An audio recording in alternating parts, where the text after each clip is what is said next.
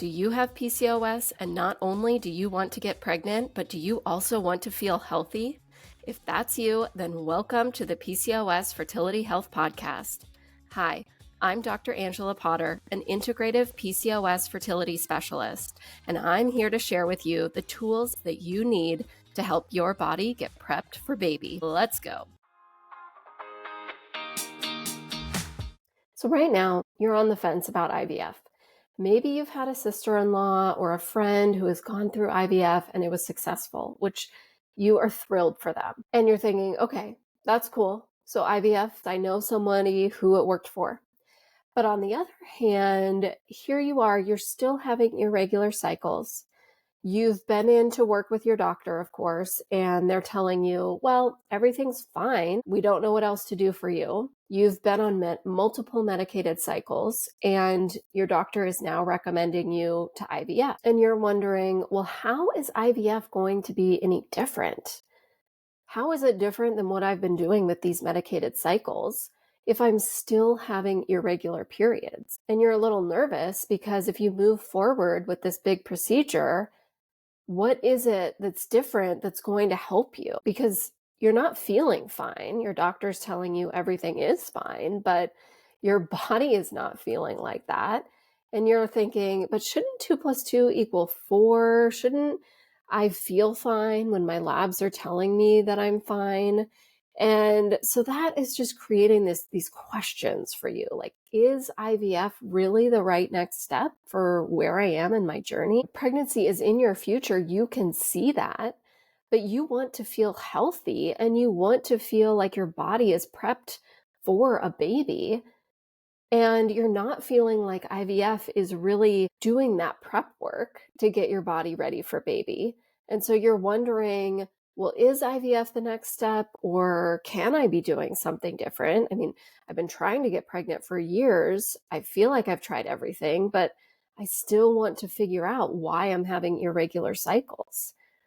Well, if that's you, you're in exactly the right place today, because I'm going to talk you through, okay, before moving forward with IVF, these are some steps to take to know that you're getting your body prepped for baby. And how we're going to talk about this today is that I'm going to walk you through this story of somebody who was working with me. And she had been trying to get pregnant for 6 years before working with me. And she had been in this situation where she had been working with a fertility clinic for the past 6 years. She had tried medicated cycles. They weren't working for her. She had tried birth control for her irregular cycles. Wasn't working for her. She just could not figure out anything to help her cycles get more regular or to get a positive ovulation test. She had been on supplements. She had tried multiple diets and nothing. Like, her cycles wouldn't budge. They were just completely irregular and all over the place. So her doctor told her, well, everything's fine on your labs. We don't know what to do for you. So here's a referral for IVF. And she went to that IVF consult. But in her mind, similar to you, she was thinking, yeah, this doesn't feel like the right next step. I don't feel good in my body.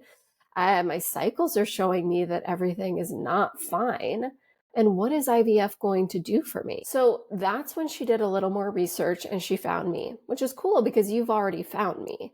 So that first step for you is all done. And by the way, if you're inspired to be working with me to help with your PCOS and your fertility, then you can just book a call over at drangelapotter.com/PCOS. So this person, she started working with me. And right away, I identified some red flags that had been happening with her fertility plan so far. So she had been working with a doctor who was just keeping her on that fertility conveyor belt. She didn't have any individualized support for her fertility. When I looked at her labs, it was so obvious why she was having irregular cycles. Her other doctor who had ran those labs just wasn't making those connections, wasn't seeing those numbers from a PCOS perspective. So at the heart of my practice is individualized support, as in for this person that I'm sharing this story about, and for you, and for everyone else in my practice, I am creating an individualized plan. And that is paramount to fertility, and PCOS. So seeing this person who walks in coming from the fertility conveyor belt, I'm like, oh yeah, okay. So yes, you're having these gut health issues. Ah, yes, your thyroid is a little off. Okay, no one had taken that individualized look at her needs before. So, what I did is I used the symptoms that she was experiencing along with those labs that she had had run. And between those two, I was able to create an individualized plan for her that was specific to exactly what her body needed. Do you see how that works? It's so cool. So, because she had also been on birth control for a few years, she needed a reset after birth control, specifically because of how her body was responding post birth control.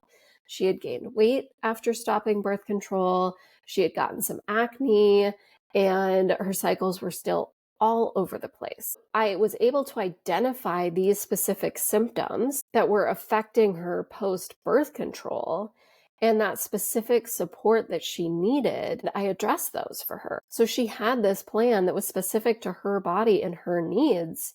And 6 months later, she was pregnant. Now, remember, when she was working with her other doctor, she had been told that IVF was the only answer, that her IVF consult was the only next step to take, and everything was fine with her body. She just needed IVF in order to get pregnant. Now, IVF is not the bad guy here, not at all, but it wouldn't have solved the issues for this person. So the important things that I helped her with that opened up her fertility, that by the way, I can help you with too, is that I helped her get an individualized plan specific to her body's needs. I looked at her labs from my PCOS fertility expert brain to understand these differences that need to be addressed more than just from a general lab perspective. And then I helped her address these symptoms that didn't seem to be connected to fertility at all, helped her see how they were connected, and then got her on a plan to turn those around. Let's turn and talk about you. So consider where you are at right now. Do you have a fully individualized plan, or are you on the fertility conveyor belt? Has your doctor looked at your labs from a PCOS and fertility perspective? One good way to know is, are you being told that your labs are fine right now when your body doesn't feel fine, when you're still having irregular cycles? That is a big sign that your doctor is not interpreting your labs from that PCOS fertility perspective. And lastly, do you have other symptoms in your body like bloating, insomnia, headaches, things like that that don't seem at all connected to fertility, but are they happening regularly? And is your doctor currently asking you about these things and addressing those for you? Because if not, then you have important steps to take before getting to IVF. Imagine then having a plan that's individualized to your needs, understanding your labs from a PCOS fertility perspective, understanding how your bloating and your afternoon headaches are connected to your fertility and how to turn those around. Imagine being in a place like that. I mean, I would surely hope that you're going to be another success story for getting pregnant naturally, like this person that I mentioned. But if not, and if IVF is in your future, imagine how much more you are set up for IVF to work when you have all of that foundations put underneath you. Okay, so today you learned these steps that you can take if you're in that place where you are being referred forward to IVF, being told that everything's fine, and yet your body doesn't feel fine, and you're left wondering, is IVF really the next step for me to take? I'm not sure.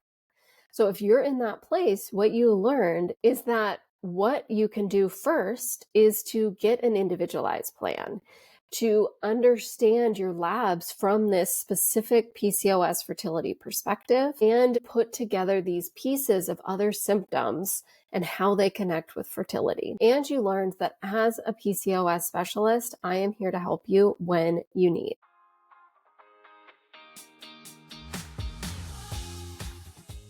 It is possible to get regular periods and to ovulate on your own when you have PCOS. I see this all the time in my practice, and women with PCOS are getting pregnant every single day.